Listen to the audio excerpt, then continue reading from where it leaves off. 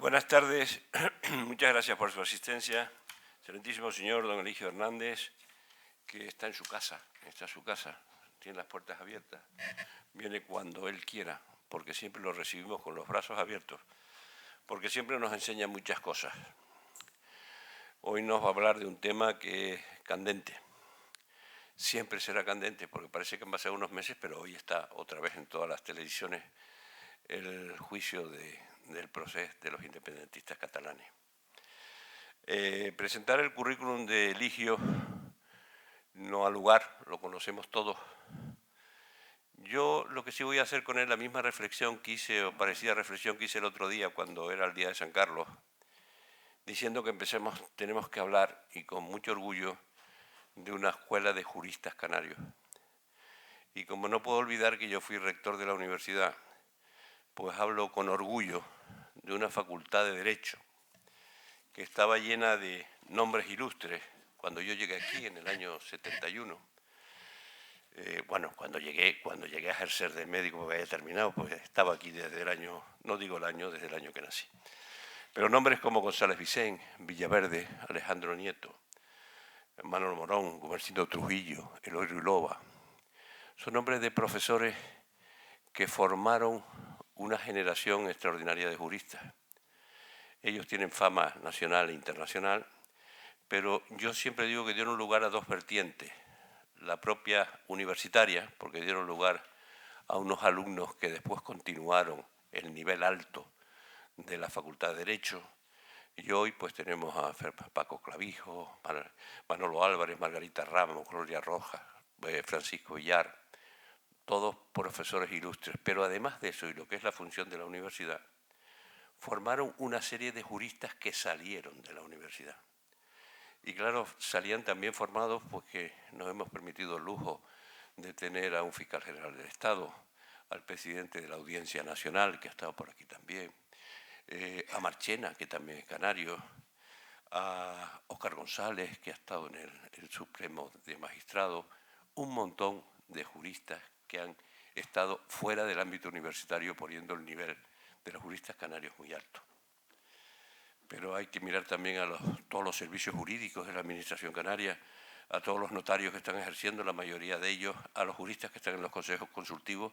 Creo que debemos estar muy orgullosos de la Escuela de Juristas Canarios, formados casi todos ellos en la Universidad de La Laguna.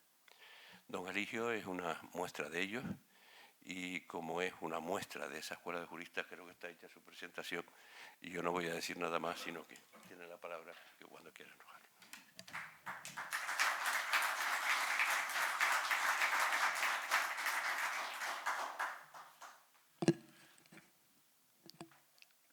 Agradecerles a todos la presencia en esta conferencia y a ti especialmente tu presentación, que me das la oportunidad en este pequeño templo de la ilustración y de la razón de dar mi opinión sobre el que entiendo que es el problema más grave que vive actualmente España, al que le he dedicado, por esos azares de la vida, más de media vida. Profundicé en el tema vasco del que no toca hablar hoy, cuando fui juez de instrucción número 5 de la Audiencia Nacional y luché contra el terrorismo. Sobreviví en la lucha contra el terrorismo gracias a la protección que me dispensó a riesgo de sus vidas la Guardia Civil. Pero tuve ocasión de interrogar a muchos etarras y preguntarles las motivaciones de sus asesinatos. Fue una experiencia decepcionante, terrible, que algún día contaré para poner de manifiesto la barbarie etarra. Pero no me contenté con eso. Fui un fiscal general que tuvo la osadía de relacionarme con el PNV. Es verdad que nos unía algunas cosas, entre ellos que éramos católicos ambos. Y fui el primer fiscal del Estado y único que comí varias veces en Ajurianea con Atucha, Arsallus y Ardanza. Y presidí con Atucha muchos actos de la Archancha, con la que firmé un convenio para que los fiscales del País Vasco dieran clase de policía judicial a la Ertzaintza. Tuve con ellos incluso relación en el exilio venezolano, porque presidía el gremio de hostelería del que formaba parte mi padre. Por lo tanto, tuve ocasión de estudiar a fondo la historia y de vivir y convivir con el nacionalismo independentista vasco. Siempre recalco, nacionalismo independentista. Y con respecto a Cataluña, conecto con lo que ha dicho nuestro presidente. Debo los inicios de mi estudio de Cataluña a Gumersindo Trujillo, profesor Gumersindo Trujillo. He dicho muchas veces, cuando me preguntaban en Madrid, hombre, has estudiado en la Universidad de Laguna, como mirándome por encima del hombro. Y dije entonces, y repito ahora, y me alegro que lo celebro, que lo hayas dicho, era la mejor facultad de Derecho de España, porque éramos muy pocos y eran eminentes maestros. Hernández Rubio, Felipe González Vicente, Alejandro Nieto. No sigo porque me dejaré alguno y sería lamentable, ¿no?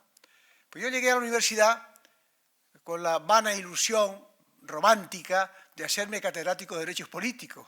Y entonces empecé a trabajar con Gumersindo, que preparaba las oposiciones a catedrático de Derecho Político, siendo profesor ayudante del profesor Hernández Rubio. Y había hecho una tesis en aquella época revolucionaria sobre el federalismo español, que publicó en Cuadernos para el Diálogo en el año 67. Yo iba al despacho del seminario con él, leía, y cuando terminé saco a relucir esta experiencia por la relación que tiene con el tema que voy a tratar. Cuando terminé la carrera hice la tesina, que se llamaba entonces tesina de licenciatura, sobre el federalismo catalán, y por influencia de él y del profesor Nieto la titulé La distribución de competencias en el Estado federal, pero dediqué un capítulo al nacionalismo catalán, porque me di cuenta que los nacionalistas eran antifederalistas, al cual odian tremendamente. Sería inimaginable un nacionalismo en los estados federales clásicos como Alemania o los Estados Unidos. Y como la carrera universitaria era muy larga y había que estar muchos años y la remuneración de los profesores ayudantes no era muy buena, me dieron una beca para estudiar judicatura, me fui a Madrid y cuando ingresé en la carrera judicial, destinado ya en Telde, volví de nuevo a contactar con Gumersindo y le dije, mira, tengo hecha media tesis, quiero retomar el tema. Hombre, qué bien, lo celebro. Pero al poco tiempo, me acuerdo que estábamos los dos en Bajamar y me dijo, Eligio, lamento muchísimo decepcionarte, pero mira, ya no tiene sentido que hables del nacionalismo catalán, porque Jordi Soletura y Miquel Roca, diputados ponentes de las constitucionales, han desechado el derecho a la autodeterminación propuesto por Letamendia de Ribatasuna. Cataluña acaba de votar mayoritariamente en la Constitución y Tarradellas, líder histórico de Esquerra Republicana, ha vuelto y ha dicho que Cataluña tiene que integrarse en España y que convivir con España. Por lo tanto, se ha acabado el nacionalismo, el problema nacionalista. Fíjense ustedes si fuimos profetas. Nos equivocamos rotundamente. No es un consuelo decirles que se equivocó don Manuel Azaña, para una vez que hemos tenido probablemente la cabeza política e intelectualmente mejor equipada de España, cometió grandes errores y uno fue este, pero muchos otros políticos llegaron a pensar en un momento, incluso ahora, que ya estaba resuelto o podía resolverse el tema de Cataluña. Vana ilusión. El único que no se equivocó fue Ortega en su famoso discurso de mayo del 32, cuando dijo que era una enfermedad incurable. El único, porque Azaña, que creyó resolver el problema de Cataluña con la aprobación del estatuto del que él fue el padre intelectual y casi autor, ya luego, en la guerra civil, tuvo que reconocer que en monarquía o en república, dijo él, en estados asimilistas o unitarios, Cataluña estaba afectada por una enfermedad crónica. Se acercó luego a la postura de Ortega y Gasset. Bien, vamos al tema. El proceso contra los independentistas catalanes y contra la declaración unilateral de Cataluña, de independencia, ha sido sin duda alguna el proceso más importante, judicial más importante de la historia contemporánea de España. Ha sido un proceso realmente extraordinario y ejemplar, magistralmente dirigido por un jurista excepcional que es Manolo Marchena, canario, como lo has recordado, del que hablaré lógicamente ahora por la unión que tengo con él. Pero ese proceso ha sido además el más transparente de la historia judicial española y en el que más se han respetado las garantías constitucionales. Se ha discutido mucho y ha sido más bien un tema mediático de si había que condenar por rebelión o sedición, pero se ha olvidado lo más importante de la sentencia, porque ni el Tribunal Europeo de Derechos Humanos ni el Tribunal Constitucional pueden revisar la calificación jurídica que ha hecho en la Sala Segunda del Tribunal Supremo. No le corresponde a estos tribunales entrar en el fondo del pleito, solo les corresponde examinar si se han observado las garantías constitucionales. Y aquí es donde la sentencia dedica 200 páginas a refutar los argumentos de las defensas que alegaban vulneración de derechos fundamentales. De todos los derechos fundamentales que recoge la Constitución, que recoge la Convención Europea de Derechos Humanos del 53 y la Declaración de Derechos del Hombre de 10 de diciembre de 1940 de la ONU. Todos fueron objeto de alegaciones pretendiendo su vulneración y su anulación.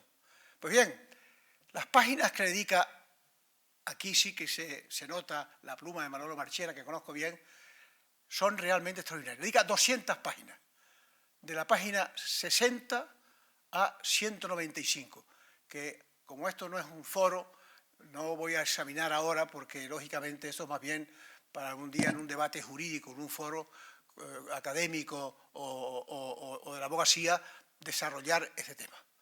Lo único que les puedo decir es que, en mi opinión, son las páginas más brillantes de la literatura jurídica española que yo he leído.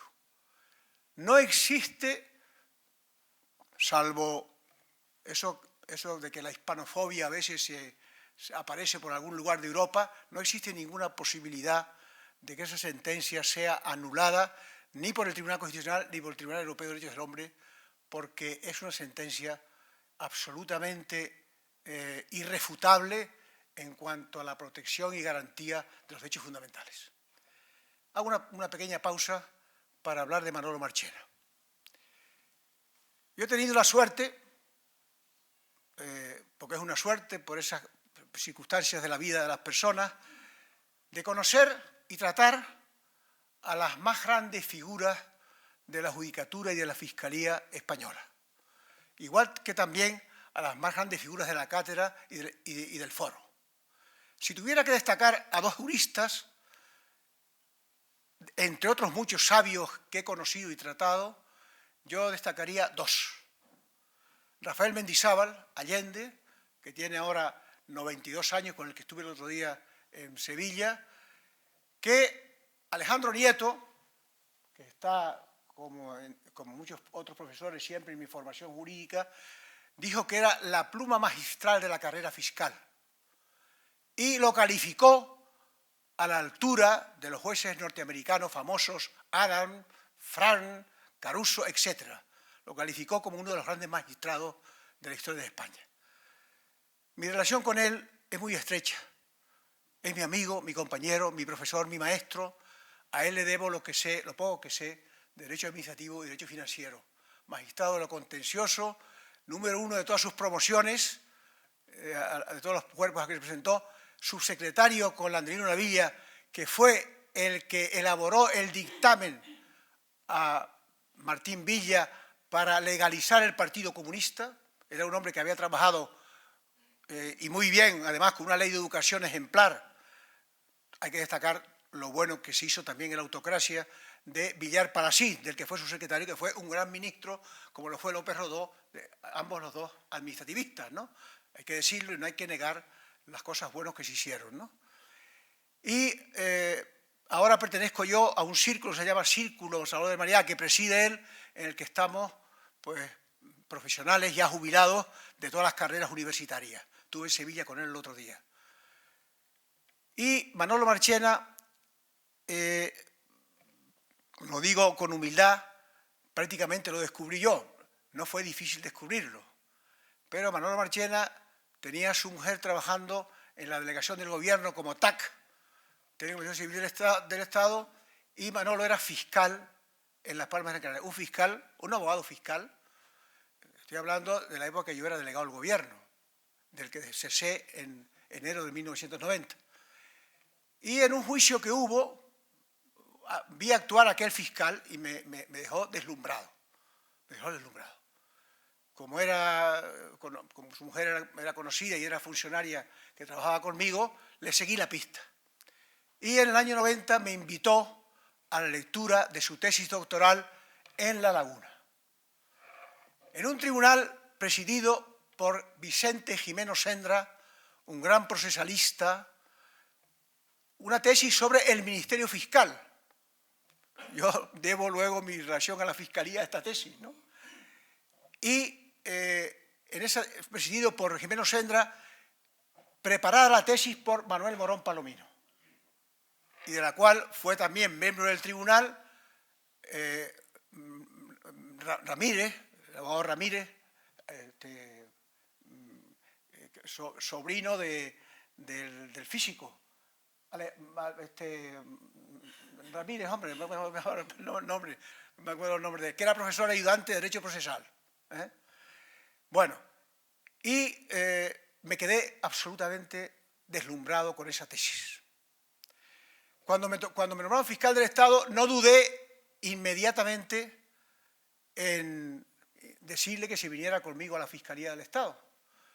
El fiscal del Estado podía elegir a 15 fiscales para su Secretaría General Técnica a dedo. Quiero decir que todos los que nombré puse como condición que supieran más que yo y que fueran más inteligentes que yo, porque si sabían como yo no me interesaban. Y él fue mi mano derecha en la Fiscalía del Estado. Todas las circulares que yo firmé, mis conferencias, las instrucciones, yo daba la orientación político-criminal, pero son producto de su puño y letra. Y lo califiqué la pluma magistral del Ministerio Fiscal, aparte de ser una excelente persona. Los demás fiscales generales que me sucedieron pensaron que yo lo había llevado a Madrid por afinidad política, lo cual significaba que no me conocían absolutamente nada. No conocían que yo era, por encima de mi militancia socialista, era fundamentalmente español y hombre de Estado. Pero cuando vieron sus informes, todos lo conservaron. Y lo nombraron jefe de la Secretaría Técnica cardenal, de ahí pasó a la Fiscalía del Supremo, y de ahí a la Sala Segunda, y de presidente de la Sala Segunda del Tribunal Supremo. Es un hombre de una pluma extraordinaria. Es un jurista. Todo lo que sé de derecho procesal y penal se lo debo a las lecturas de sus sentencias. Mis escasos conocimientos en estas materias los ilustro leyendo las sentencias de Manolo Marchena. Precisamente en aquella época yo le pedí que escribiera sobre el saneamiento del derecho procesal, sobre los vicios que se podían encontrar en un procedimiento penal que afectaran a los derechos fundamentales. Y escribió un libro. O sea, yo le pedí un informe y apareció con un libro que se llama justamente El saneamiento del derecho penal. Es uno de los grandes juristas que tiene España hoy. Para mí, junto con Rafael Mendizábal, de los mejores que he tenido. Antes de entrar en el fondo de la sentencia, después de haber hablado de derechos fundamentales, que es lo importante, he de decir brevemente que es el segundo proceso de la historia de España. Bernardo Ramírez me refería. Estaba yo antes. Bueno, el segundo proceso contra el nacionalismo independentista. El primero se produjo mediante una sentencia de 6 de junio de 1935 por los sucesos acaecidos el 7 de octubre de 1934, en que hubo una rebelión militar de la Generalitat contra la República, acaudillada por Esquerra Republicana de Cataluña, lógicamente con su líder al frente, Companys. Se armaron con armas compradas en Bélgica a 800 catalanes, fusiles ametralladores, bombas, y le declararon la guerra a España. Hicieron un llamamiento a los catalanes para que se enfrentaran al ejército español que venía posiblemente a ocupar Cataluña. Hubo 47 muertos, porque le dispararon a los soldados y los soldados, lógicamente, repelieron la agresión, porque el mando militar en Cataluña lo asumió por encargo del gobierno el capitán general de Cataluña, Batet. Batet, un ilustre militar que, por cierto, era de Pontevedra, no sé si de Reus como Prim, pero Batet, un hombre inteligente, laureado, llamó a Companys y le dijo: oye, déjense de seguir disparando. ¿Ustedes qué quieren? Que ponga yo un cañón enfrente de la Generalitat y empiece. Y entonces se rindieron. Se rindieron y los condenaron a 30 años de reclusión. Y una ley del Parlamento, elaborada por el gobierno que presidía Alejandro Lerroux con Gil Robles, disolvió, no el 155, disolvió completamente la autonomía de Cataluña. La autonomía de Cataluña, la disolvió completamente. Ese proceso, voy a destacar nada más que 2 notas. Se plantearon los mismos problemas que se han planteado ahora. La tesis de los catalanes era: esto no es una cuestión jurídica, aquí no hay delito, aquí lo que hay es un conflicto político. Y por lo tanto, esto es un delito político que no puede ser residenciado en la jurisdicción ni militar ni ordinaria. Esa palabra de conflicto político, como ha dicho ahora el otro día Javier Marías, es una palabra siniestra, se está empleando todos los días. Esto está más allá de la política. Aquí los tribunales no tienen absolutamente nada que ver. Y hubo un consejero de Incas que salió cuando los soldados empezaron a disparar, salió por las alcantarillas y se fugó, el consejero de Gobernación. Y no pidieron la extradición porque no consideran la extradición, sino la pedían por malversación, pero no por rebelión. O sea que estamos en una situación muy parecida. Pero es aquí lo sorprendente. No fue la jurisdicción militar la que juzgó a los rebeldes. Companys les hizo firmar a todo el Consejo de Gobierno de la Generalitat la proclamación de independencia. Se la hizo firmar porque tenía miedo que se arrepintieran, aunque luego él asumió heroicamente, entre comillas, la responsabilidad. Bueno, pues asumió la competencia, la podía asumir el Tribunal de Garantías Constitucionales. Lógicamente tenía que haber sido un consejo de guerra, porque era un estado de guerra. Pero el tribunal asumió la competencia porque su ley orgánica, un poco parecida a la que luego se ha dictado también para reformar la ley orgánica actual del Tribunal Constitucional, el Tribunal de Garantías Constitucionales era el Tribunal Constitucional de la República. La ley orgánica permitía enjuiciamiento criminal de la rebelión. Fíjense ustedes, era un tribunal de composición eminentemente política. Tan político era que lo presidía el presidente del gobierno. Imagínense ustedes que el presidente del gobierno de España presida hoy el Tribunal Constitucional, Sánchez Albornoz, que Osorio y Gallardo dijo que había que tratarlo psíquicamente. Y estaba formado por 23 componentes, la mitad no juristas, políticos elegidos por los partidos. Estaba formado, el presidente lo elegía a las Cortes, eligió nada menos que al presidente del gobierno, luego estaba consejeros natos del tribunal, magistrados natos, el presidente del Tribunal de Cuentas, el presidente del Consejo de Estado, 2 abogados elegidos por los colegios de abogados, 4 catedráticos por las universidades y 15 miembros del tribunal elegidos por los ayuntamientos en diversas regiones de España. Ese era el tribunal. Y los rebeldes fueron defendidos, es increíble lo que pasó en la República, por los 2 mejores abogados que tenía España entonces. No como ahora, que la mayoría eran catalanes, no. Aquí fueron los 2 abogados, ninguno de los cuales era ni nacionalista ni independentista. Osorio y Gallardo, que se llamó monárquico sin rey y que era demócrata cristiano, una figura del foro histórica, excepcional, defendió a Companys. Y don Luis Jiménez de Azúa, uno de los grandes penalistas de Europa y de la España contemporánea, también defendió a otro miembro de la Generalitat. Claro, la defensa, Alejandro Nieto, que tiene un libro sobre Alejandro Nieto ha escrito un libro, se llama La rebelión militar de Cataluña, y con esa sorna y esa ironía que tiene, dice, claro, ¿qué hizo Jiménez de Azúa y Sánchez Albornoz? Pues dedicarse a hablar de política, porque si hacen un discurso jurídico, aunque los dos dijeron que era un conflicto político, pero que no se podía separar del derecho, que había que juzgarlo jurídicamente. Y ambos se dedicaron a hablar de política. Da lástima, pena, y es lamentable que 2 grandes juristas se prestaran a defender a unos rebeldes al margen de lo que era el ordenamiento jurídico.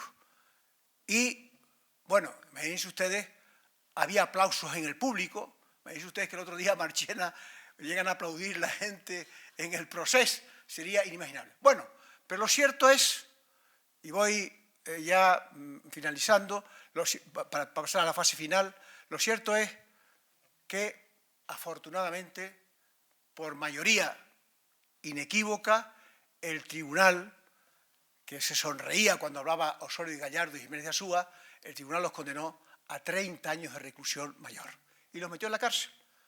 Estaban en la cárcel, el sumario lo había incoado la jurisdicción militar, ejemplarmente. El juez militar, bajo las órdenes de Batet, había hecho un sumario impecable, reconocido por los propios defensores, y los había ingresado en una cárcel que era un barco que estaba en el puerto de Barcelona. De ahí pasaron a la cárcel Modelo de Madrid y de ahí a cumplir condena en el puerto de Santa María, donde luego los liberaron de la forma que explicaré ahora. Es decir, cumplió con su deber. Por lo tanto, pasaré ahora a la fase política de mi intervención, porque aquí política y derecho están indisolublemente unidos, y en mi persona también, porque el derecho y la política forman parte de mi profesión de forma inseparable. Aquí ahora hay que preguntarse, ¿sirvió para algo la condena a 30 años de reclusión a la Generalitat? Para nada. Como me temo que tampoco servirá para mucho la condena a 13 años, 12 años, 10 años y 9 años de reclusión, de prisión a los que han sido condenados, que están ahora en la cárcel. Lamento tener que ser pesimista. Es una de las cosas que yo trataba un poco de evitar, pero ya dije que estaba en el templo de la Ilustración y no voy a traicionar aquí la razón. No tengo mucha esperanza que esta sentencia sirva para mucho. ¿Por qué? Porque el día 6 de junio de 1935 se dicta la sentencia condenatoria del Tribunal de Garantías Constitucionales a 30 años de reclusión. Pero el día 17 de febrero se celebran las elecciones y las gana el Frente Popular. El Frente Popular ya llevaba en su programa la amnistía de los rebeldes. Y lo primero que hacen, una vez forman gobierno, es indultar a Companys y a todos los miembros del Consejo de la Generalitat. Hay que observar que en el segundo gobierno de Azaña, de junio del 33 a septiembre, formó parte del gobierno Companys como ministro de Marina. Fíjense ustedes, darle la Marina española a un golpista. Tienen las cosas que luego pasó lo que pasó, claro, pero todo hay que decirlo, ¿no? Y los indultaron. No solo los indultaron, es increíble, ¿no? Sino que además los integraron en el gobierno de España y miembros de Esquerra Republicana de Cataluña formaron parte de los gobiernos del Frente Popular, de Casares Quiroga, de Martínez Barrios, de Negrín y de Largo Caballero. Formaron parte de esos gobiernos. Todo el mundo pensó, la segunda equivocación, de que, bueno, los hemos perdonado y los hemos integrado en el gobierno de España, como los quiere integrar ahora Sánchez. O sea, como ustedes ven, aquí ni un novo subsolen. Les hemos perdonado, les hemos reintegrado en el gobierno. Y en el gobierno de Giral también tuvo otro, el farmacéutico, catedrático de farmacia, tuvo otro miembro de Esquerra Republicana como ministro. Decía el otro día Corcuera algo que la gente ignora. El último gobierno, por razones que ahora sería, que yo estoy, lógicamente, soy vicepresidente de la Fundación Juan Negrín, el último gobierno español que tuvo comunistas e independentistas fue Negrín. Después acá nunca ha habido jamás comunistas en el gobierno. Y en aquella época fue por circunstancias, estamos hablando de septiembre, de mayo del 37, ya en plena guerra civil, que eran otras circunstancias. Pero fíjense bien, yo temo más el Frente Popular que se puede formar ahora con las mismas fuerzas que se formaron en el 36 que el de entonces. Sé que esto produce cierto escándalo, pero como tengo un cierto dominio del tema lo voy a demostrar. Aquel Frente Popular, el Partido Socialista, liderado por Largo Caballero, desgraciadamente, que era un hombre limitado, pero marxista, no pintaba mucho el socialista más inteligente que había, que era Indalecio Prieto, sacó 99 diputados. Gil Robles, de la Seda, sacó 88 diputados. Y Azaña, Esquerra Republicana de Cataluña, sacó 87 diputados. El Partido Comunista solo sacó 17 diputados.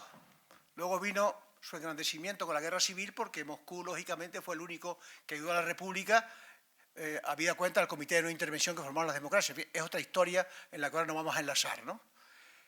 El PNV sacó 9 diputados y Esquerra Republicana de Cataluña 21 diputados. ¡Ojo! Había un centro en ese Frente Popular, porque con todos sus errores, que fueron bastante graves, Azaña era un patriota, era un gran español. Dijo muchas veces que el patriotismo no era un mito, y era un hombre que tuvo la ingenuidad de pensar que perdonando a los independentistas e integrándolos en el gobierno, ya el tema estaba suavizado. Se equivocó, de plano a plano. Pero, ojo, me fío más de los 17 comunistas que de Podemos. ¿Por qué? Porque los comunistas no eran independentistas ni partidarios de la España plurinacional. Nunca lo fueron. Yo hablé mucho de esto con Carrillo. En ese momento el Partido Comunista era netamente español, profundamente español. No había posibilidad ninguna de que defendiera la secesión de Cataluña ni de ninguna otra parte del Estado. Sin embargo, en el programa electoral de Podemos está la España plurinacional y está el derecho a decidir de cualquier región española que lo plantee intensamente. Pone su programa, me lo he estudiado el programa de Podemos, es decir, ya lo está planteando el País Vasco y detrás del País Vasco vendrán otros muchos más. Todo el mundo cree que nos chupamos el dedo, ya vendrán muchos más. Allí había un Frente Popular con independentistas, pero obviamente había un equilibrio de fuerzas más españolistas que el actual, porque pensando que Largo Caballero podía haber sido lo que fuera, pero Largo Caballero era profundamente español, y de hecho cuando salió de Mauthausen, del campo de concentración, había dicho la revolución, revolución, revolución. Y cuando salió del campo de concentración que lo pisotearon los alemanes, dijo libertad, libertad, libertad. Y fue cuando dijo, ¿quién nos mandó a nosotros a asociarnos con eso, con los nacionalistas? Pero no me fío del españolismo del secretario general del Partido Socialista, que sigue siendo mi partido, Sánchez.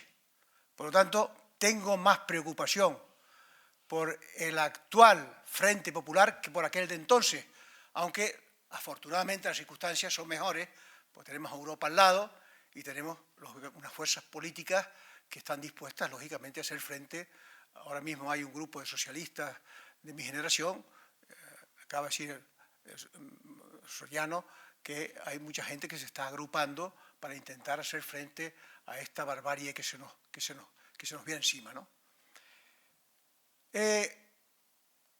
¿Cuál fue el agradecimiento de los nacionalistas catalanes a la República por haberlos liberado en el gobierno?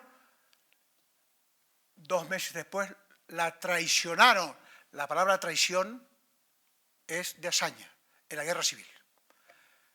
Sería muy largo explicar cómo Negrín se enfrentó no solo contra Franco, Mussolini y Hitler, el enemigo principal lo tenía dentro. Cómo se enfrentó con los catalanes, que como dijo Azaña, si no cogieron las armas, no fue porque no querían, sino porque no las tuvieron. Y si las llegan a tener, las hubiesen empleado contra la República. Y de hecho, arruinaron las fábricas de armamento, sin las cuales no podía la guerra civil librar a la República. Por eso se precipitó la derrota de la República. Yo sostengo la tesis, hasta ahora no ha habido nadie, que la República precipitó su derrota y fracasó la política de resistencia de Negrín porque ellos la traicionaron, porque ellos arruinaron el ejército de la República o formaron su propio ejército, crearon su propio ministro de Defensa, acuñaron la moneda catalana, declararon la anexión de Aragón a Cataluña para formar la Gran Cataluña, mandaron una fuerza armada a Mallorca para que Mallorca formara parte de la Gran Cataluña, asaltaron la fortaleza de Montjuïc, despidieron a 20.000 obreros que la CNT los colectivizó de las fábricas de armamento. En fin, sería muy largo. Esto es un tema que yo lo he expuesto en muchos foros y algún historiador que me está oyendo me dice: hombre, don Eligio, usted está diciendo muchas cosas graves sobre el nacionalismo catalán y la Esquerra Republicana de Cataluña. He escrito un artículo recientemente, no se ha publicado todavía, creo, en la prensa nuestra, sobre la traición de Esquerra Republicana, las traiciones reiteradas de Esquerra Republicana al gobierno de la República. Muchos me dicen en Valencia el otro día, en el 17, que fui a la conmemoración del nombramiento de Negrín por Azaña como presidente del gobierno, me dice: hombre, usted tiene que tener cuidado con lo que está diciendo, porque yo no he leído ningún libro de historia. La respuesta mía, yo tampoco. Y yo, aquí no lo tengo ahora, cogí y saqué los artículos de Azaña, 11 artículos de Azaña escritos en 1939 de Subsalev, un artículo que se llama uno se llama La guerra en Cataluña, la rebelión anarquista y el eje Barcelona-Bilbao, que no se formó para luchar contra Franco, sino para luchar contra la República. Y claro, aquel hombre se quedó blanco porque dijo: no, espera un momentito, deja que siga leyendo Azaña. Ahora no lo hago porque ya nos llevaría muchísimo tiempo. Pero fue Azaña el que denunció y le llamó traidores a los que eran republicanos, como para ahora confiar el artículo mío para decir: si el gobierno de Podemos y Sánchez confía en Esquerra Republicana de Cataluña, está absolutamente destinado al fracaso como lo estuvo la República. Me baso en la historia, pero es que ahora ya lo han empezado a traicionar sin todavía formarse. Ayer mismo leímos que están negociando, no me explico, hay que tener falta de dignidad el gobierno de la nación, está negociando la investidura y al mismo tiempo están incendiando Cataluña, ocupando violentamente las autopistas y desobedeciendo al Tribunal Constitucional. Volviendo otra vez a plantear la independencia, el derecho a la autodeterminación y están desafiando al Estado, desafiando a la justicia. ¿Cómo te sientas a negociar con estos señores? Si ya te están traicionando, y no te extrañes, lo que han hecho toda la vida en su historia. Bueno, pues esta es lo que yo les dije a ustedes, que tampoco me fío mucho de lo que pase ahora con la sentencia. La justicia española en la República y actualmente ha estado a la altura de las circunstancias. Yo he dicho que el Estado de Derecho de España ha estado descansando sobre los hombros de Manolo Marchena, porque realmente si uno mira para los políticos se lleva una decepción. Manolo Marchena es el que ha sostenido en sus hombros, con una magnífica dirección del proceso, el Estado de Derecho. ¿Y qué ocurre ahora? Pues que, y termino con esto, ¿va a valer para algo la sentencia? Se ha cometido el error. El problema no está en los independentistas de los que no esperamos nada. El problema está en la claudicación del gobierno de España ante el independentismo. Claudicó en la Primera República. En la Primera República, que se proclamó por la Diputación de Barcelona el 8 de marzo de 1873, esto exigió al gobierno de España, la Primera República, que retirara al ejército de Cataluña. Y lo retiraron. Y que nombrara a Pi Margall, que no era independentista, presidente del gobierno. Nombraron a Pi Margall presidente del gobierno. Pi Margall no se enfrentó con el cantonalismo, tuvo luego que enfrentarse a Salmerón, y con Serrano y Pavía terminó con la República en la forma que todos sabemos. Pero claudicaron vilmente ante las exigencias de los nacionalistas catalanes. Esa es la historia de España. El día 14 de abril del 31, media hora después de proclamarse la República, que se proclamó por los pelos, porque, todo hay que decirlo, yo me he especializado en los errores de la República porque nací, como Manuel Fernández, era la excepción en mi pueblo, nací en un pueblo que era un pueblo rojo y dije un día, hombre, no es posible que en una parte esté toda la razón y en otros son todos unos desalmados. No se puede amar a España, que me enseñó José Padrón Machín con Galdós, no se puede amar a España amando media España contra la otra media. Y la República se proclama, estaban todos reunidos allí los del gobierno provisional en casa de Miguel Maura, y se proclama porque Sanjurjo fue a casa de Miguel Maura, donde estaba Isidro Alcalá Zamora, y puso la Guardia Civil a disposición del gobierno provisional de la República. Y entonces es cuando salieron a la Puerta del Sol a proclamar la República. Media hora más tarde se proclama desde el balcón del Ayuntamiento de Barcelona, proclama la República Marcial, la República Independiente dentro de la República Federal Española, que no existía. Media hora más tarde, ¿qué hicieron? No hubo ninguna reacción del gobierno. Mandaron allí a 3 ministros, Marcelino Domingo, Fernando de los Ríos y otro más, que era ministro de Economía. Los mandaron, hombre, desista usted, deje sin efecto la proclamación de la independencia, que le vamos a hacer un estatuto. Le hicieron el estatuto en 1932. Un estatuto que lo hicieron los catalanes. La Constitución de la República se aprobó en diciembre del 31. Pero en agosto, se proclamó el día 14 de abril, en agosto, Company fue y le llevó a Azaña el texto y le dijo, esto tiene usted que aprobarlo sin quitar una coma. Y Azaña dijo, hombre, si es conforme con la Constitución, sí, si no, no. Que por cierto, ahí García Enterría tiene un libro sobre el discurso de Azaña, creyendo él que con eso se resolvía el problema de Cataluña. Cuando por el estatuto, el discurso de Azaña dijo que era probablemente el discurso más importante que se había pronunciado, comentado por García Enterría no hace muchos años, ilustre administrativista, no hace mucho tiempo fallecido, que era el discurso más importante que se había pronunciado en el Parlamento español. No le sirvió de nada por el estatuto, porque el día 6 de octubre, como hemos venido del 34, se sublevaron militarmente contra la República. Es decir, como ustedes comprenderán, con estos antecedentes, pues uno no puede ser optimista. Otra claudicación fue durante la Guerra Civil. Cuando yo era joven, muy joven, y era presidente de la Fundación Juan Negrín, tuve una osadía que la repito hoy aquí. Ya uno está dispuesto a decirlo todo, no me va a callar nadie, porque claro, estamos en unos momentos tan delicados, tan difíciles, que el que calla otorga.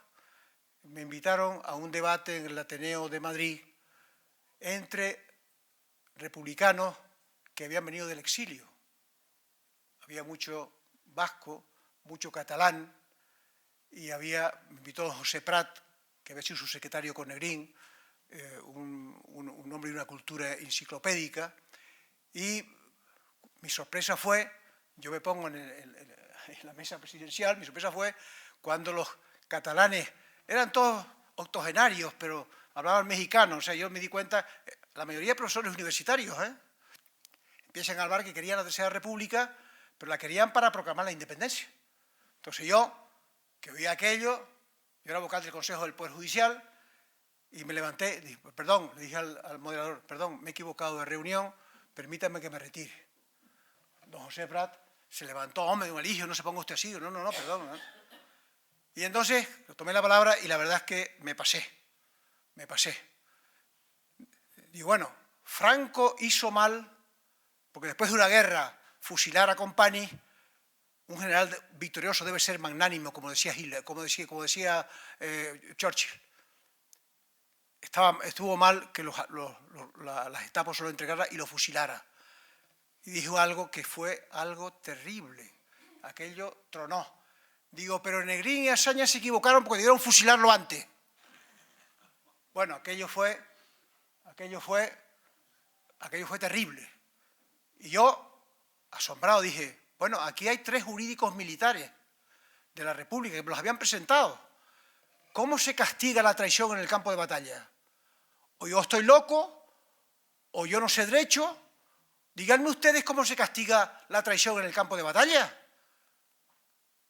De dejar a la República desarmada, arruinar las fábricas de armamento, atacar los cuarteles de la República, atacar al ejército en plena guerra civil. ¿Cómo se castiga eso? Se callaron un poco, ¿no? Yo conocía el Código de Justicia Militar de la República y era...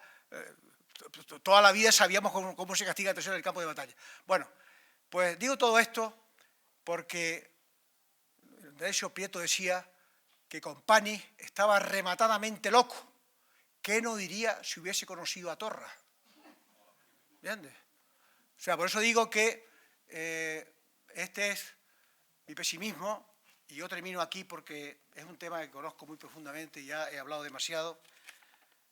Hoy no hay en Cataluña nadie, está la sociedad civil que sí, se ha movido, ha organizado manifestaciones, hay algunos empresarios catalanes que han salido a decir, bueno, esto no puede ser, esto no puede continuar así, y hay gente que está protestando.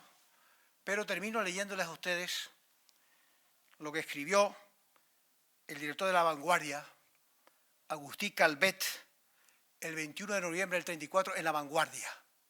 O sea, un mes después de la rebelión militar contra la República. Dijo, todo se ha perdido, incluso el honor. El desastroso final del primer ensayo autonomista realizado en Cataluña, las Cortes de la República acaban de rematarlo, el estatuto queda suspendido sine die. Y añade, la culpa capital, la causa suprema de nuestra desventura se debe a nosotros, los catalanes todos, a Cataluña en peso, y muy especial a sus partidos políticos.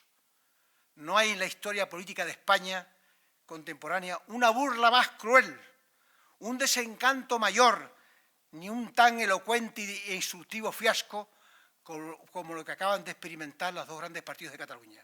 La historia puso en nuestras manos un gran momento, como un bloque de mármol para que labráramos en él nuestra estatua, y la hemos pulverizado miserablemente. No busquemos, pues, ninguna explicación absurda a nuestro infortunio, ya que la única y principal es muy clara. Los culpables de cuanto le ocurre a Cataluña somos los catalanes. Que nos sirva esta clara lección. Solo podremos triunfar en España yendo todos los catalanes fuertemente unidos y además solidariamente abrazados con el mayor número posible de españoles hermanos. Nada más.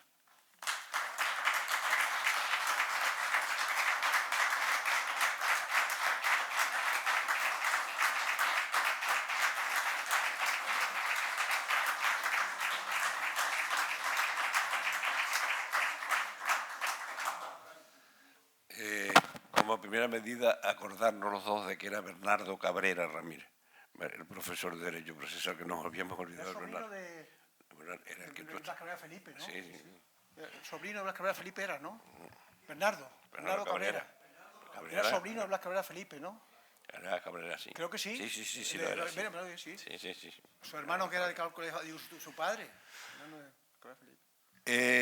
Bueno, está claro que nadie se puede quedar así sin hacer ninguna pregunta. Tenemos un tiempo limitado. Yo rogaría que las preguntas fueran pequeñitas y muy concretas y que las contestaciones, pues, don Eligio las controlará. Primera palabra pedida. Sí. Hola, buenas tardes. Mire, no sé si qué tiempo me darán, pero yo creo que aquí en Canarias tenemos la fórmula para acabar de raíz con el tema de Cataluña. Yo lo que pienso primero, aquí en Canarias lo primero que tenemos que pensar, sin duda, es el tema de la inmigración. Nosotros tenemos aquí delante un continente, que es África, que se caracteriza por la extrema pobreza, el alto crecimiento demográfico, 3%, hambrunas periódicas, terrorismo yihadista, efectos del cambio climático, estabilidad política. Es una bomba lo que tenemos delante de nosotros. Y nosotros vemos cómo vienen inmigrantes desde África aquí a Canarias, ¿no? Lo vemos recientemente, fue de patera. Yo creo que para España es un asunto de Estado al más alto nivel. Trabajar por la estabilidad de África es un asunto de Estado al más alto nivel. Pero para eso tú tienes que tener un Estado fuerte. Tienes que tener una diplomacia, una voz potente en instituciones internacionales. Tienes que tener un ejército que se despliegue en misiones de paz. Un Estado fuerte es necesario para eso. Y una cosa muy importante que nos ha dicho, muy importante que hay que decirlo, que una España más débil, que es lo que pretende el nacionalismo catalán, sin duda envalentonaría a Marruecos, sin duda. Y Marruecos utiliza la política migratoria como instrumento de presión dependiendo de las circunstancias. Y eso nos afecta a nosotros. Yo, por tanto, considero la posibilidad de romper y debilitar a España como una amenaza para la seguridad de las Islas Canarias. Entonces, aquí... Por favor. La pregunta Bueno, aquí hay que hacer una movilización, hay que hacer una plataforma en Canarias con una persona de prestigio que vaya adelante y vamos a las instituciones europeas y a los medios de comunicación internacionales y que conseguir que los medios de comunicación internacionales vinculen el gran drama que tiene España de la inmigración con la intención separatista del nacionalismo catalán de romper España y de debilitar. Es la manera más efectiva de desacreditar rotundamente y poner de manifiesto el tremendo egoísmo, la falta de alma y de corazón que supone el nacionalismo catalán. Yo lo considero una amenaza para las Canarias. Aquí tiene que haber una movilización al respecto. Muchas gracias.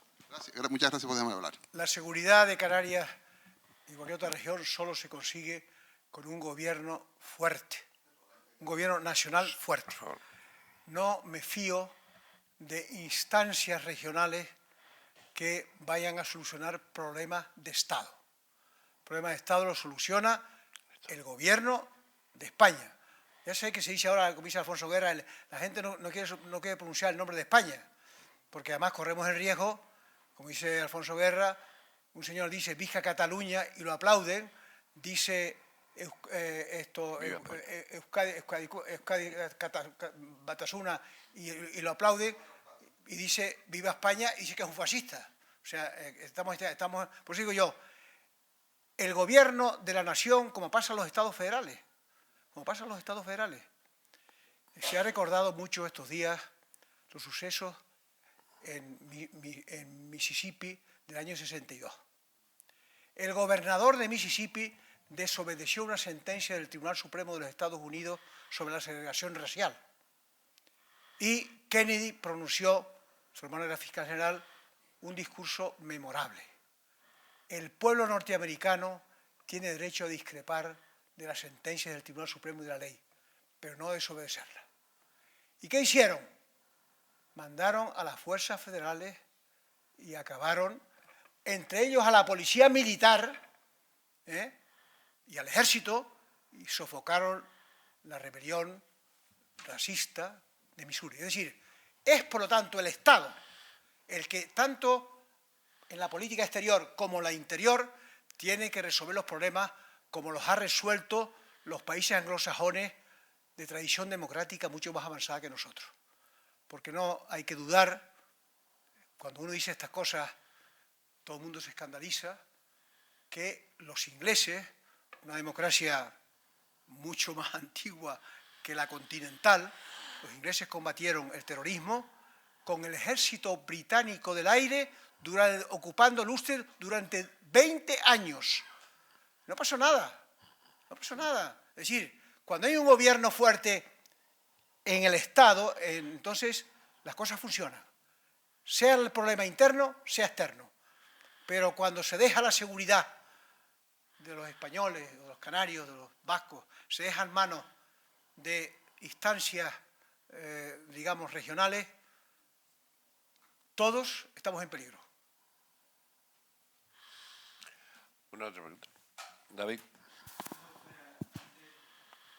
Sí, rápidamente. Habló de que estamos en una situación distinta del 36. Europa está aquí al lado. Y yo no veo a Europa al lado de España en esta historia. No veo a Europa claramente cuando hemos pedido, se ha pedido la extradición. Hay, afortunadamente para nosotros, a lo mejor me equivoco también, porque ya tanto nos hemos equivocado con Cataluña que ya no sé si digo la verdad. Europa era entonces una Europa que estaba, digamos, en los prolegómenos. Hazte cuenta que la guerra mundial empieza con la guerra civil española. Por lo tanto, estaba dominada Europa por las dos dictaduras muy fuertes, Hitler y Mussolini, y entonces, digamos que la República estuvo abandonada por las potencias occidentales con el famoso Comité de No Intervención, que los dejó tirados y enfrentados solos para luchar contra Alemania y contra Franco y contra Mussolini. Pero tampoco le ayudaron nada las fuerzas occidentales, y claro, la guerra estaba perdida. La guerra estaba perdida. Pero vuelvo a repetir una cosa. Después de la batalla del Ebro, le dijo Rojo a Azaña: mientras no caiga Cataluña, la guerra puede todavía variar. Azaña sabía que la guerra estaba perdida desde muchos años antes, ¿no?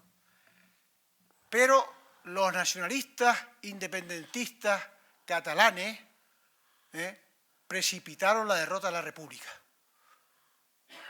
frustrando la política de resistencia de Negrín, que quería prolongar la guerra solo 3 meses más para que Alemania se declarara la Segunda Guerra Mundial y España quedara al lado de las democracias.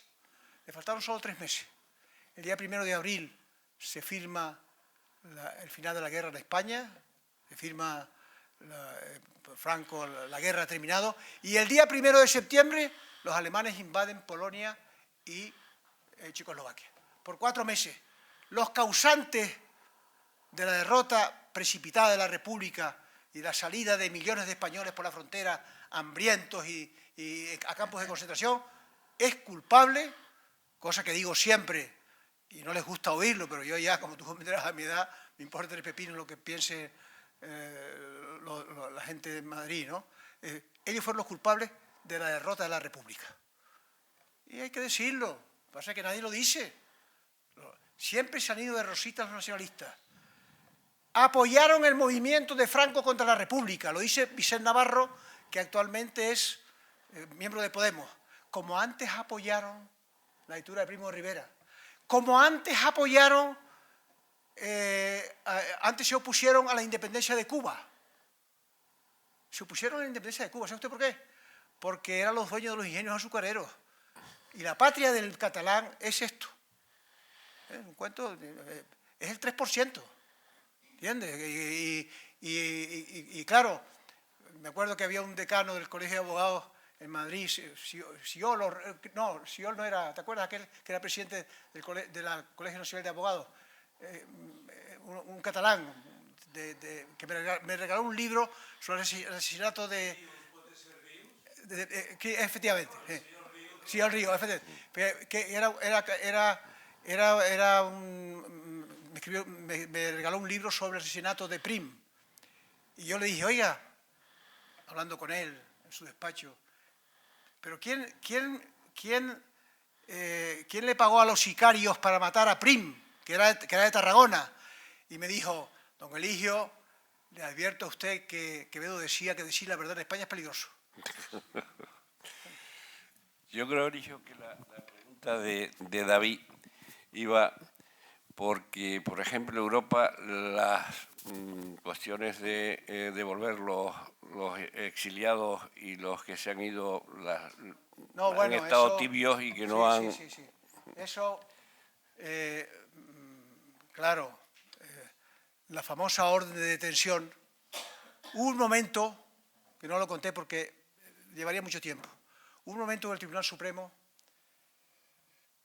que lo conozco yo por mis relaciones con la justicia, muy delicado, no trascendió antes del juicio del proceso. Y es que uno de los Jordi recurrió un auto del instructor sobre la prisión provisional. Y del recurso de apelación conoció una sala, 3 magistrados de la sala segunda del Tribunal Supremo, de la misma sala que ahora ha condenado. Y la ponencia le tocó al magistrado Barreiros. Y yo estuve los días esos en el Supremo, había una preocupación tremenda, porque pensaba que el magistrado Barreiros iba a ser un voto diciendo que no había rebelión. No hablé del delito de rebelión porque jurídicamente el tema es complicado. Yo te voy a decir que yo he defendido que es rebelión. Lo he defendido en varios escritos. Pero bueno, no le voy a enmendar la plana ahora y a la sala segunda del Tribunal Supremo.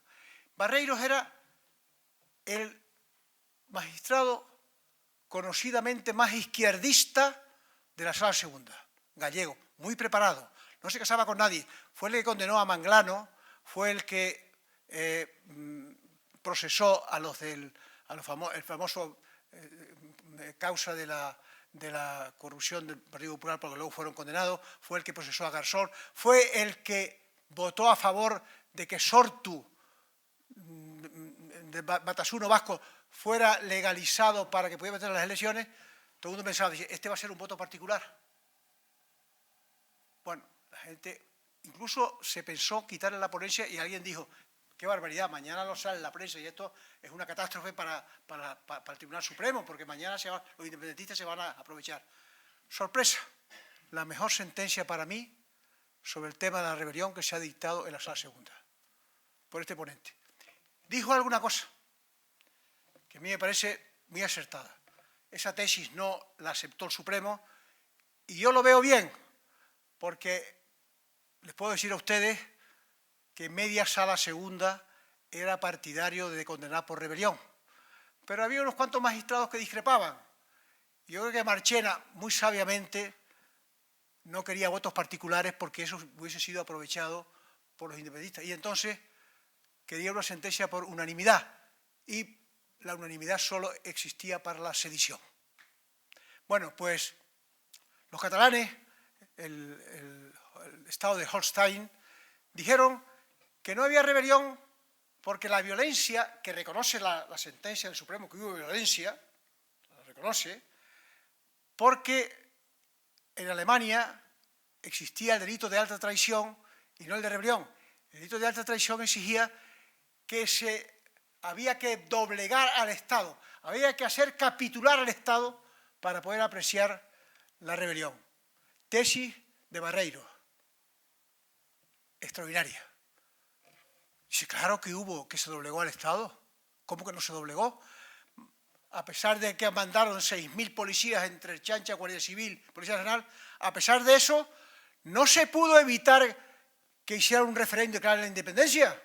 No se pudo evitar, doblegaron al Estado. Claro, podría haber mandado al ejército y entonces hubiese habido una masacre. Claro que doblegaron al Estado. Criticó a los alemanes tremendamente, ¿no? El error está en la orden de detención famosa, que está mal regulada, porque los delitos que prevé para que se extradite no son los que prevé la legislación de los países a los que se pide el cumplimiento de la orden. Pero, hombre, el secesionismo no tiene cabida en Europa. No tiene cabida en Europa. Lo dice Marchena en su sentencia. Habla del derecho a la autodeterminación, al derecho a decidir, y habla de que el derecho a la determinación está prohibido por la legislación europea, por la internacional y por la nacional. Y habla, hay un librito de una persona muy conocida de todos nosotros, Manolo Medina, que se llama Derecho de secesión en la Unión Europea, en la que demuestra que es imposible que la parte de un territorio de una nación de Europa pueda ser admitida en la Unión Europea. Porque tiene que tener el voto unánime de los Estados miembros, incluido el Estado Madrid. Luego la ONU, la famosa resolución 1415, establece que está prohibido completamente fraccionar un Estado reconocido por Naciones Unidas. Y, hombre, tenemos una legislación internacional que no favorece la autodeterminación y tenemos una Unión Europea que está acostumbrado ya a tener un Tsipras que al final resulta que no pudo llevar a cabo su política económica, porque la política económica hoy no la hace Sánchez ni Podemos, la hacen en Europa.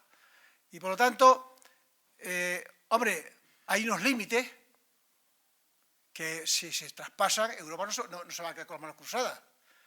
Eso no existía en la época de la República.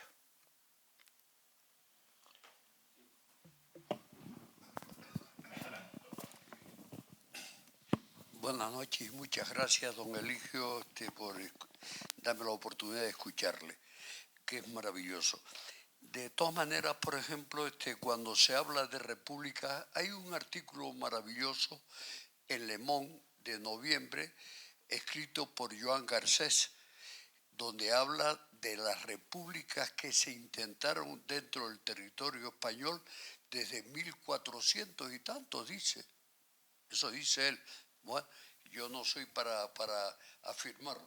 Pero, de todas maneras, por ejemplo, no solo, por ejemplo, ha tenido oposición para una república dentro del Estado español, no solo el Estado español, sino Francia, Alemania, Inglaterra y tantos otros países. El último fue Estados Unidos, donde en 1974 se opuso a una posible república española para preparar el terreno para la OTAN, que ahí está la OTAN, que no hay quien la quite de ahí, ¿ya? Y de todas maneras, por ejemplo, la república, yo no pienso, por ejemplo, que tenga nada de malo. La Pepa se fue hasta la hermana América, ¿ya? Y mira lo que dejó por allá abajo, el nombre de repúblicas de todos los países de la hermana América. Y de todas maneras, por ejemplo, la propuesta que había en el territorio español de hacer república Andalucía Alta, Andalucía Baja, Galicia, Euskadi, hasta Canarias, ¿ya? Se proponía de hacer una república. Yo pienso, dentro de mi ignorancia, que soy un ciudadano de a pie, que todos los pueblos tienen derecho a la libre determinación. Si el Estado dice en sus leyes que han articulado, no mates, ellos mismos no tienen por qué matar, porque los Estados son los primeros que matan. Brevemente, mi querido amigo. Perdón, nada más. Bueno, brevemente. Termino, gracias. Primero, yo si veo un artículo de Joan Garcés, no lo leo, pues lo conozco bien. Bueno. No se me ocurre leerlo porque no dormiría esa noche. Lo conozco perfectamente bien a Joan Garcés. Segundo. Tiene Soberanos Intervenidos, un libro maravilloso. Sí, vamos a evitarlo, por favor. El derecho a la autodeterminación no lo reconoce ningún país del mundo. Por ejemplo, hace 2 años, un partido político de Bavaria le pidió al gobierno alemán el derecho a la autodeterminación. Y el Tribunal Constitucional alemán le contestó lo siguiente: No existe el derecho a la autodeterminación en los Länder alemanes, porque la Constitución tiene un dueño, el pueblo alemán entero. Estados Unidos, que lo citaste antes, y California. California y Texas fueron independientes hasta el otro día, 1842. Se adhirieron a la Unión y ya no pueden irse de la Unión, porque Lincoln dijo que Estados Unidos es un estado una unión de estados permanente e inalterable.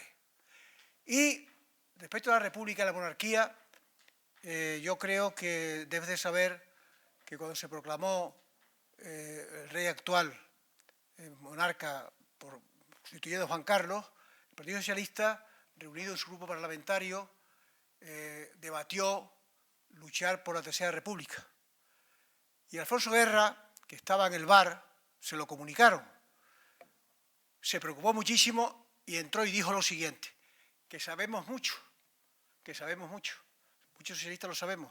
Le dijo, miren, el Partido Socialista defendió la República y es una honra que la haya defendido. Y además propuso en el debate parlamentario que en vez de monarquía fuera república. Lo perdió. Dice, pero nosotros, el Partido Socialista Republicano, porque la monarquía no garantizó la democracia ni los derechos fundamentales.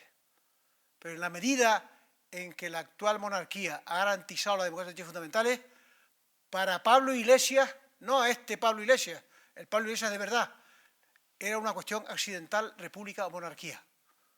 Lo importante es que la forma de Estado garantizara la democracia y los derechos fundamentales. Por lo tanto, el tema república, muy bien, pero claro, cuando la república además se quiere para ser la República de Andalucía, la República de Canarias, entonces volvemos otra vez a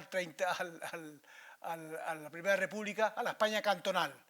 Volvemos otra vez a que Cartagena le declara la guerra a un pueblo de Málaga y a otro de Sevilla, ¿no? Es decir, volvemos otra vez a la época más ignominiosa, vergonzante y desastrosa de España. No puede ser. Es decir, yo sé, Joan Garcés, cómo piensa, le he oído muchas veces, por cierto, que siempre dice conferencias en valenciano, como no las sé, yo me levanto y me voy. ¿Entiendes? Por eso digo que lo conozco porque además he trabajado conjuntamente con él en la Fundación Juan Negrín. Es abogado de parte de la familia Negrín, lo conozco perfectamente. Y ya conozco como tiene cosas que escrito que son muy buenas. Por lo tanto, hoy en día no existe el derecho a la autodeterminación. Podría hablar de esto solo en una conferencia, porque la gente dice, oiga, y entonces Escocia hizo un referéndum porque lo autorizó el Parlamento, porque en Inglaterra no hay constitución y es la Cámara de los Comunes la que tiene, lógicamente, la primacía normativa. Pero Escocia fue un Estado independiente desde el siglo XIII y XIV, que tuvo dos guerras civiles con Inglaterra. Y en 1712 se adhirió voluntariamente a la Gran Bretaña, manteniendo sus instituciones y su independencia. Se adhirió voluntariamente. Por lo tanto, no es un referéndum de independencia. El referéndum es para decir, ¿quiere usted o no quiere seguir con nosotros? Y de Quebec no te hablo porque ya nos llevaría mucho tiempo, pero ya no ha levantado más cabeza porque no existe tal derecho de determinación.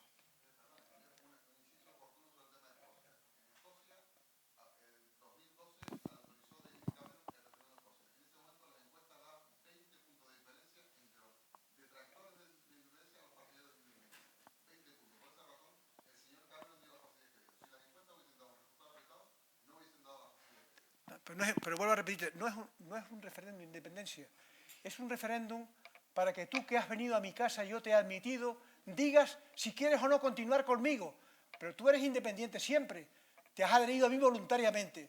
Eso no es un referéndum de independencia, que no lo explican. Termino diciendo, el problema incluso de la militancia socialista es que ignoran estas cosas. Decía Pío Baroja en una tertulia en Madrid que hay 7 clases de españoles. Los que no saben, los que no quieren saber, los que odian el saber, los que sufren por no saber, los que viven de los que no saben y de los que, lógicamente, ignoran todo. Pues eso, para que la gente tiene que estudiar los temas de la autodeterminación. Es un derecho prohibido por la ONU. No existe el tal derecho a la autodeterminación. Por eso no entiendo que todos los días Esquerra Republicana de Cataluña dice: yo me siento a dialogar con usted en una mesa para hablar del derecho a la autodeterminación. Mire usted, pero si Sánchez no puede otorgar derecho a la autodeterminación porque está prohibido por la Constitución, y para reformar la Constitución hace falta 2/3 y no se puede reformar sin el Partido Popular y los demás. Por tanto, no se puede ofrecer a los catalanes un derecho que no se reconoce por la Constitución ni por ningún ordenamiento jurídico del mundo. Por favor, para hablar, pide la palabra. Bueno, pues hemos terminado, Leo. Desde luego cuando quieras nos vienes a hablar de esos temas que has dicho que podemos dar otra conferencia, pues tú me lo dices y montamos otra conferencia inmediatamente. Muchas gracias. Gracias.